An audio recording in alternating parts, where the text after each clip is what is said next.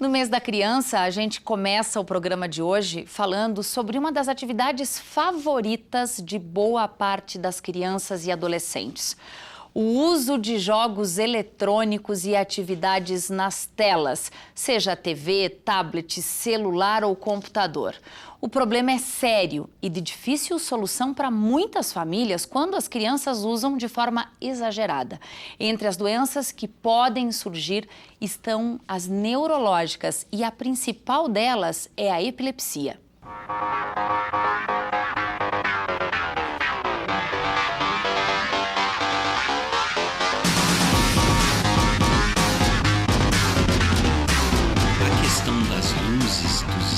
Do estímulo visual aumentado é nada mais do que um gatilho para que a convulsão se desencadeie, né? Então, esse estímulo visual ele se torna esse fator desencadeante para aquela pessoa que já tem uma predisposição em ter crise. A ausência, por exemplo, é uma crise em que a criança sai do ar, né? Fica alguns segundos fora do ar e volta. A crise parcial focal, por exemplo, ela pode só movimentar o rosto ou movimentar o braço, e isso é uma convulsão. O médico Marcelo é um especialista neste assunto. Ele fez um mestrado em cirurgia na epilepsia e estudou a fundo as causas e danos do uso excessivo de jogos eletrônicos por crianças e adolescentes. Segundo ele, quanto mais tarde uma criança tiver acesso ao mundo digital, melhor. Ela é muito mais comum em crianças e adolescentes, né? E são exatamente nessa idade em que se desenvolve essa questão de computação e muito estímulo pelo videogame, enfim. Aqui nós temos um exemplo. O Marco Antônio começou a ter acesso aos jogos eletrônicos por volta dos 8 anos. Como toda criança, se adaptou muito bem a este mundo. Hoje, com 13 anos, está para lá de inserido neste contexto. Mas não pense que a família não observa e fica atenta às rotinas e horários de jogos. O Marco Antônio está no fim do ensino fundamental. E por ter uma carga grande de disciplinas, a família coloca normas para que todos fiquem bem.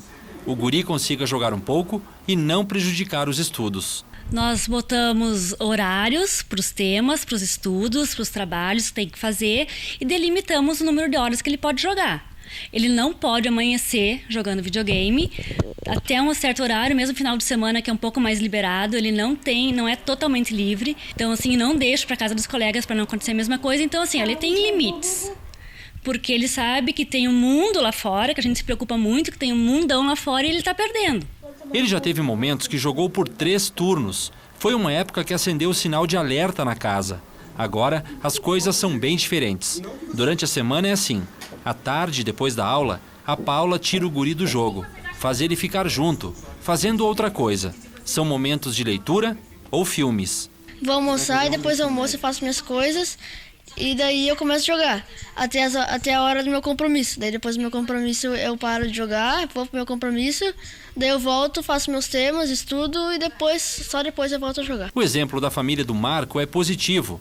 E de acordo com o médico, os pais devem conversar com os filhos e chegar a acordos de rotinas e horários. Outra coisa, se o uso excessivo desencadear crise fotossensitiva ou epilepsia, procure um médico para entrar logo com o tratamento.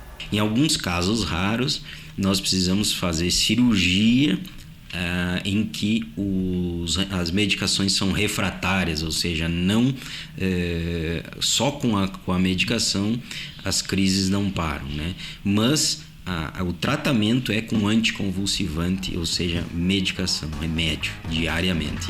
Como vimos na reportagem, menos é mais. E proibir não é a melhor saída.